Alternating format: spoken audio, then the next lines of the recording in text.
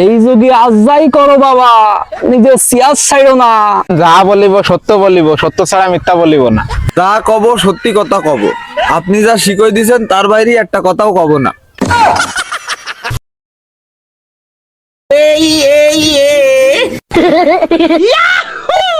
Hey my lord, কি অবস্থা আপনার?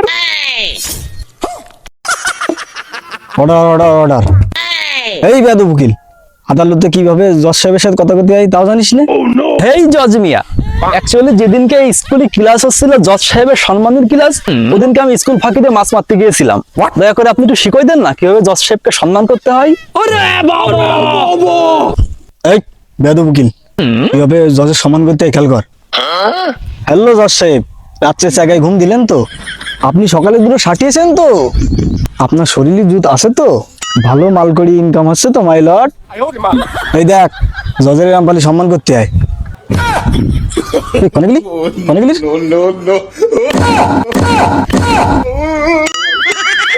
এই যুগে আজ যাই করো বাবা, নিজের সিয়াজ ছাইড়ো না। হাতে সময় মোটেই নেই। এই উকিল, কেস লড়া শুরু করলি না তুই এখনো? হাত উদ্দে বারো, একদম তোর লাইসেন্স বাতিল করে দেবো কিন্তু। হ্যাঁ হ্যাঁ জজ সাহেব, শুরু করছি। আচ্ছা, আপনার নাম কি? আমার নাম মকসেদুল বাড়ি মকা। তা বাবা তোমার নাম কি? আমার নাম ব্যারিস্টার বাবু সোনা। আচ্ছা, তাহলে কেসের কার্যক্রম শুরু করি। এই এদিকে আয়। এর মাথায় হাত দেন, দিয়ে বলেন যা বলিব সত্য বলিব, সত্য ছাড়া মিথ্যা বলিব না। যা কব সত্যি কথা কব, আপনি যা শিখই দিয়েছেন তার বাইরে একটা কথাও কব না। এই উকিলে, কেস লড়তে এত সময় লাগবে কে রে? একদম হাত উঠবে বারো, কিন্তু তোর লাইসেন্স বাতিল করে দিবা নে।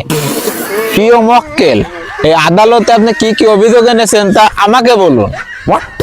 এই উকিলে, তোরে কবে মানে? এই জজ তুই না আমি, মুরব্বী কাকু, ওরে খবরদার কিছু কইও না। জজ আমি, ও সামান্য একজন উকিল। আমার অভিযোগ আমার বন্ধুর বিরুদ্ধে। আপনার বন্ধুর নাম ঠিকানা বলুন। সে হইলো আমার আপন ছোট ভাইয়ের ছেলে পটলা। ওইটি এই দাঁড়ান দাঁড়ান, আপনার আপন ছোট ভাইয়ের ছেলে তো আপনার ভাইপো হবে, তা আপনি বন্ধু করছেন কেন? আহা বুকা জজ বোঝে না। ও আমার ভাইপো হলিও ও আমার ফেসবুকে অ্যাড আছে না, তার মানে আমার বন্ধু না। আচ্ছা, আপনার অভিযোগ কি তাড়াতাড়ি কন তো। ও সেই প্রথম রোজা থেকেই ফেসবুকে পোস্ট করা ধরেছে। সেহরি ডান, ইফতারি ডান, মুতা ডান, ও ডান, মেসাক করা ডান, ইয়ে করা ডান।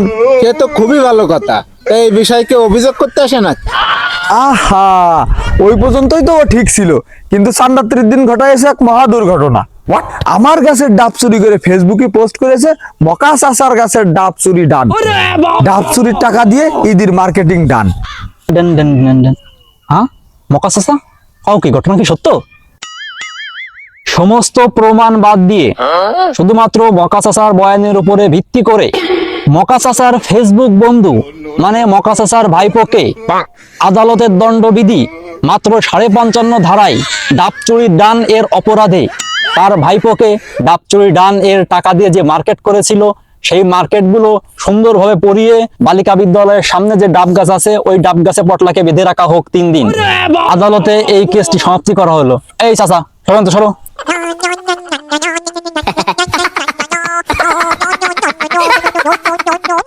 জজ সাহেব, সরি জজ সাহেব, কাঠগুড়ায় উঠায় মালটাকে দেখতেই আলাভুলা মনে হলেও এই মালটা কিন্তু একদম সরল সোজা না, কিন্তু এই মালটাই আছে মেন কালপিট।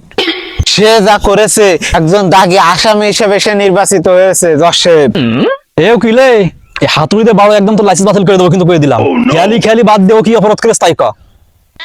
এই বিবেকহীন পাষণ্ড দাগী আসামির কথা কি আর বলবো আপনাকে, তা তো বলতে হবে যেহেতু আপনি আগে জজ সাহেব। গত ঈদের দিন আনুমানিক দুপুর 2টার দিকে এই আসামি নিজ বাড়িতে তার বন্ধু বান্ধবকে দাওয়াত দেয়। ঈদের একটা দিন দাওয়াত দেশে, সে তো খুবই ভালো কথা, কিন্তু এই বিবেকহীন পাষণ্ড আসামি তার বন্ধুদেরকে সাদা ভাত, পোল্ট্রির 2 পিস মাংস, পাতলা ডাউল দিয়ে খাওয়াইছে। আর এর বন্ধুরা আমার চেম্বারে এসে মামলা ঠুকে দিয়ে গেছে, কিসের জন্য গরুর গোস্ত বাদ দিয়ে পোল্ট্রির গোস্ত খাওয়ালো। ঈদের একটা দিন গরুর গোস্ত না দিয়ে পোল্ট্রি কেন দিল?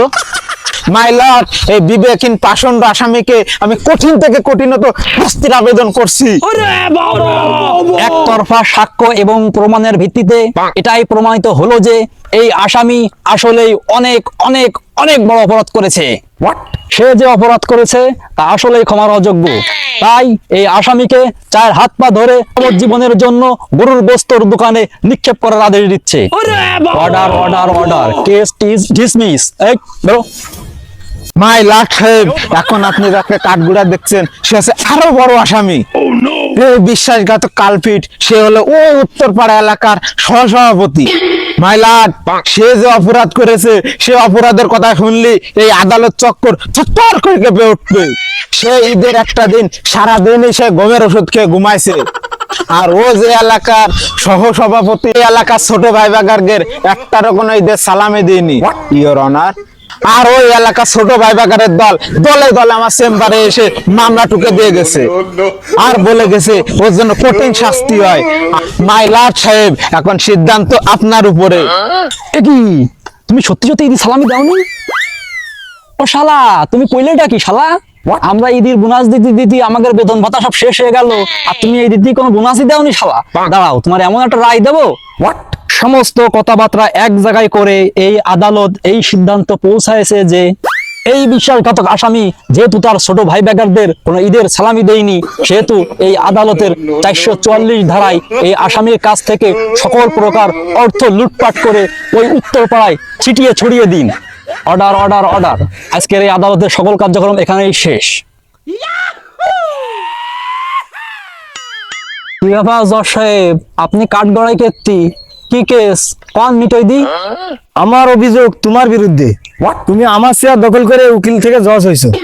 অপরাধ যেহেতু করেই ফেলেছো সেহেতু নিজের বিচার নিজেই করো, আমরা সবাই দেখি। আমার বিরুদ্ধে আনা সকল অভিযোগ সত্য হওয়ায় আমি নিজের বিরুদ্ধে রায় দিতে চলেছি। আমি কৌশলে জজের চেয়ার দখল করে খুব বড় অপরাধ করে ফেলেছি। তাই আদালতের দণ্ডবিধি 101 ধারায় আমি নিজের উকালতির লাইসেন্স বাতিল ঘোষণা করছি এবং অপরাধ বিধির 500 ধারায় নিজেকে যাবজ্জীবন এই আদালতের জজ হিসেবে গণ্য করিলাম এবং আগের জজকে মানে আপনাকে ওই বান্দরবন খাগড়াছড়ি ট্রান্সফার করিলাম। Order order order. আদালতের কার্যক্রম এখানেই মুলতবি করিলাম।